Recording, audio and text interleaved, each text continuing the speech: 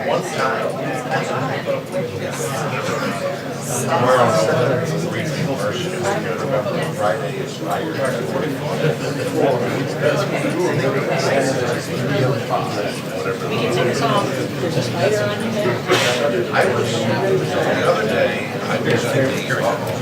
we go. Good afternoon.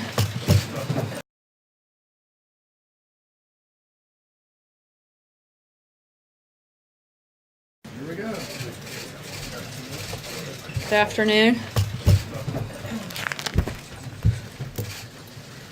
Let me start by saying what a meaningful experience it was to attend yesterday's ceremony preceding the lying in honor of Reverend Billy Graham.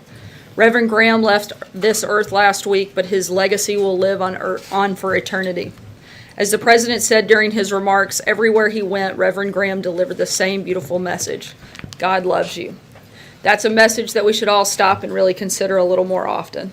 The president and first lady will also be attending Reverend Graham's funeral in North Carolina tomorrow. I'd like to highlight some positive and important work the House did on Tuesday by passing H.R. 1865. This bill empowers federal, state, and local prosecutors to hold websites accountable for supporting the sale of sex trafficking victims. As you may recall, the president and Ivanka Trump met with survivors, law enforcement officials, and victims advocates here at the White House. He made it clear that this administration will fight to hold sex traffickers accountable and to ensure survivors have the support they need. This bill is an important step forward, and the White House appreciates the House taking action on a bipartisan basis. Earlier this week, I mentioned that we were going to begin regularly highlighting the historic obstruction of Senate Democrats, an issue that threatens the safety and security of the American people. As a reminder, compared to the 4 previous administrations, this Senate has confirmed the fewest nominees. Half of the president's highly qualified nominees are still waiting on confirmation. Today, we have another example. 276 days ago, Kevin McAleenan was nominated to be Commissioner of the U.S. Customs and Border Protection. Kevin's primary responsibility would be to help safeguard American borders, keeping both terrorists and their weapons out of our nation, all while facilitating lawful international trade. Kevin should be preventing terrorists and contraband from entering the nation, yet he is still awaiting Senate confirmation. Senator Schumer should stop putting the safety and security of the American people at risk and immediately confirm him. And with that, I will take your questions. John. Sarah, the president announced at the meeting a little while ago punitive tariffs on steel and aluminum imports that would take effect next week. 10% for aluminum, 25% for steel. He announced them even though the fine details have not been worked out yet about what countries will be involved, whether there are any exemptions. The Dow's down about 500 points as a result of this. Some of our allies, including Canada, are saying that these actions are unacceptable. Why did the president announce them now, particularly before the details have even been worked out? The president's announcing his intent to sign those actions next week.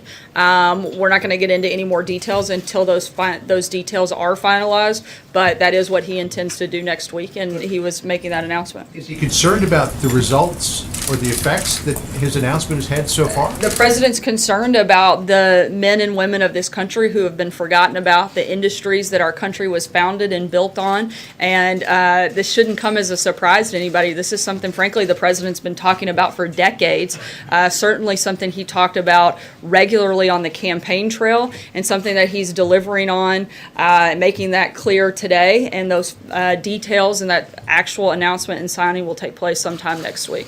Margaret. Sarah, the president often talks about stock market reaction to his presidency. Is he surprised to see the market down after making this announcement without explanation on tariffs? And do you have any detail on why he decided to announce it today? As John was asking you, it seemed kind of sudden when we were called in for that event. It wasn't something on our necessarily public schedule. This is something, again, that the president has been talking about for a long time. It's not a surprise, and we're going to continue doing what we can to protect American workers. That was something that the president committed to during the campaign. This is something that he feels is vitally important. Yeah, that part is new, and he's announcing his intent to make those things happen next week, and we'll have more details on that. Did he make that decision today? Again, this is something the president's wanted to do for quite some time. I was surprised to, the press gathered there. Well, It wasn't on the schedule. I don't think that the president always tells you guys everything first, but it's certainly something he's been talking about for a long time. Some at the White House because there were Look, these competing events. These are conversations that the president has been having for a long time. He's made his intentions very clear to the team at the White House, and I don't think it came as a surprise to anybody here. Can you say if 10 and 25 are set, or could that change between now and next week? I think that's the intent, but until those details are finalized, I'm not going to get into any more specifics right now. See? Hey, Sarah, a couple questions for you. First, a number of members of the President's cabinet have fallen under public scrutiny, in some cases, inspectors general for spending, whether it be first-class travel, or in the case of Ben Carson, a $31,000 dining set. The president talked about in the campaign that he's going to drain the swamp. So does he plan on draining some of his cabinet?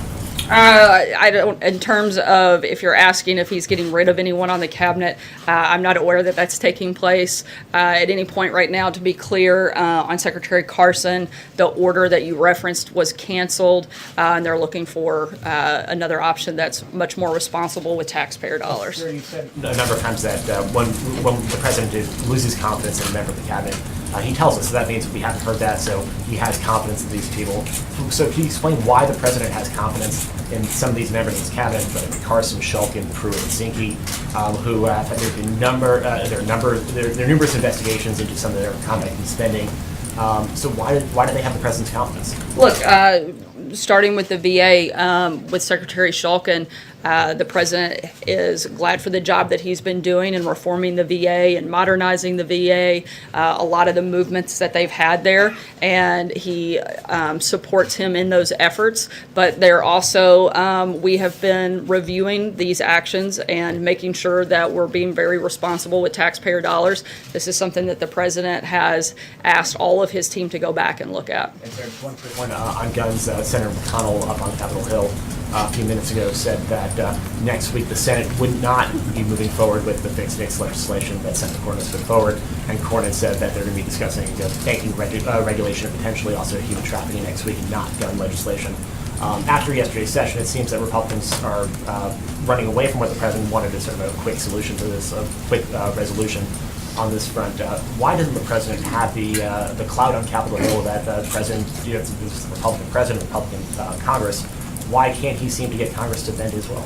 I don't think it's necessarily about bending to his will. I think it's about an ongoing discussion about the best pieces of legislation that they can put forward. Yesterday was certainly an important part of that. The president has met with a number of stakeholders. Next week, he'll also be meeting with members of the video game industry to see what they can do on that front as well. This is going to be an ongoing process and something that we don't expect to happen overnight, but something that we're going to continue to be engaged in and continue to look for the best ways possible to make sure we're doing everything we can to protect schools across the country. Cecilia. Sarah, does the president want to get rid of his attorney general? Not that I know of. And how about Jared Kushner?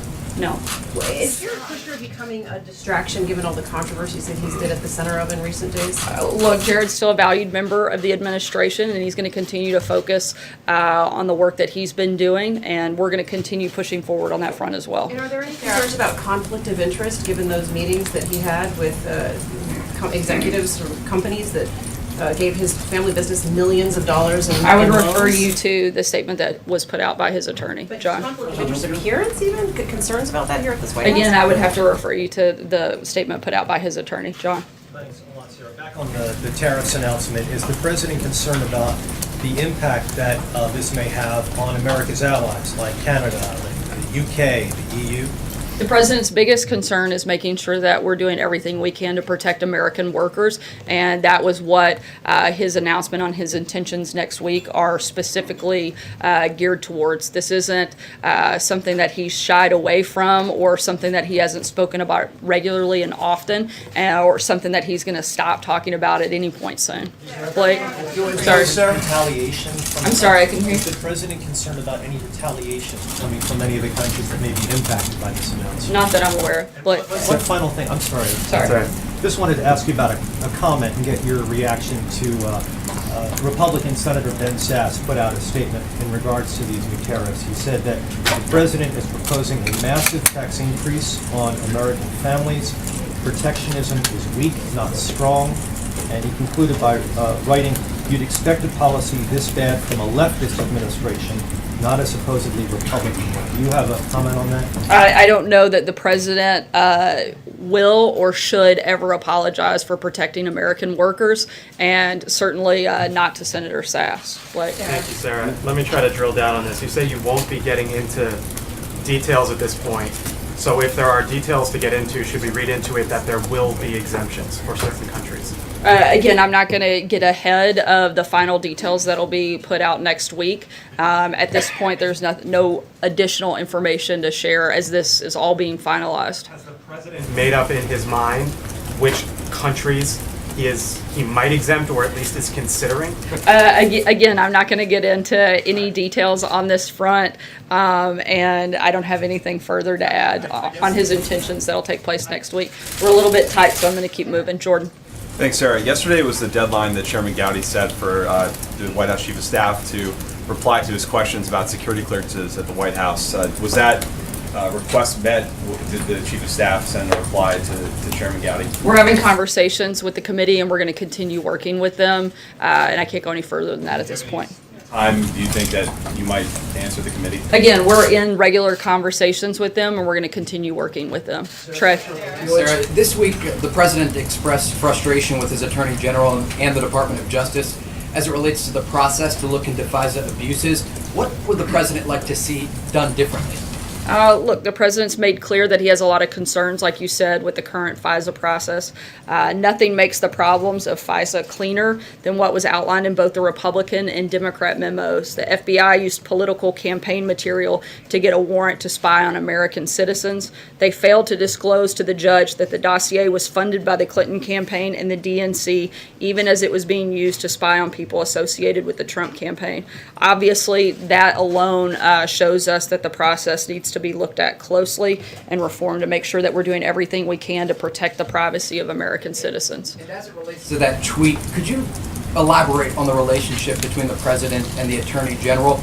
Does President Trump believe his attorney general is disgraceful? Look, the president's made his frustrations very clear. I don't have anything else to add. Dave? What was the president's reaction to what the mayor of Oakland, California did last weekend when she tipped off residents that there was an imminent immigration raid coming? Does he feel that the mayor broke the law and now the Justice Department's looking into that? I think it's outrageous that a mayor would circumvent federal authorities and certainly put them in danger by making a move such as that, and that's currently under review by the Department of Justice, and I don't have anything else to add. Olivier? Thanks, I got two for you. First, I know you're averse to providing details about the tariff plan. Does the president plan to couple the tariff plan with any policies to mitigate the impact on, say, the auto industry? Again, I don't have anything else to add at this point. Very open-ended. Did you take note of President Putin's speech, and do you have a reaction to his rhetoric and threats about these invincible weapons? Yes, President Putin has confirmed what the United States government has known all along, which Russia has denied. Russia has been developing destabilizing weapons systems for over a decade in direct violations of its treaty obligations. President Trump understands the threats facing America and our allies in this century and is determined to protect our homeland and preserve peace through strength. U.S. defense capabilities are and will remain second to none. And now, because of the new defense budget of $700 billion, our military will be far stronger than ever. As the president's nuclear posture review made clear, America is moving forward to modernize our nuclear arsenal and ensure our capabilities are unmatched. John? Yeah. Thank you, Sarah. Two short questions. First, can you confirm or deny that the president has made a decision to go for the outside for a successor to Hope Hicks as communications director rather than promote from within? The decision on that hasn't been made. I don't have a personnel announcement. The other thing is that the president has a good relationship with Senators Manchin of West Virginia and Toomey of Pennsylvania. Has he been in touch with either of them to discuss further the proposed universal gun ban that's been floated around since last week? I know that they were both attended the meeting earlier this week. The president also spoke, I believe, with Senator Toomey earlier today, but has not seen that final legislation as discussions are still ongoing. And so I can't say, where we fall in position on that piece of legislation at this point. But he is continuing to have conversations and is going to continue to be engaged with members of Congress across the board. Francesca. Thanks, Sarah. Attorney General Jeff Sessions was due to be at the White House today for the opioid summit. Did the president have an opportunity to speak to him while he was here? Not that I'm aware of. Moving on to gun violence prevention, the president said yesterday that he would sign a bill, and then he said, and I will call whoever you want me to if I like what you're doing. If senators, if the House, if Congress passes a bill that does deal with school safety, gun violence, is the president committed to signing whatever they pass? The president's not going to unilaterally say without seeing that piece of legislation, but he does want Congress to come together and put forward a piece of legislation that addresses the safety in schools and gun violence specifically. And he laid out a number of things he'd like to see in that. And so we're hoping that Congress will continue working with us and put a strong piece of legislation forward. I'm going to take one last question. The president, hey guys, hold on just a second. The president's headed over to speak at the opioid summit here momentarily. I'll take one last question. Sarah? The gun debate, Sarah. So according to the White House readout, there was a phone call this morning between South Korean President Moon Jae-in and President Trump. Moon Jae-in briefed him on the inter-Korean talks. The South Korean government is also saying that they plan to send a special envoy to North Korea soon. How does the president feel about the dialogue between North and South Korea? Does he welcome it, or is he concerned? And does he feel that President Moon is being too soft on North Korea? The president wants to continue working with South Korea. It's a strong ally. We have no daylight between the two of us. We're going to continue those conversations. Again, the ultimate goal is to denuclearize the peninsula. That's what we're focused on, and we're excited about any steps moving forward in that process. Thanks so much, guys. I'm going to move out. The president will be speaking here in a couple minutes.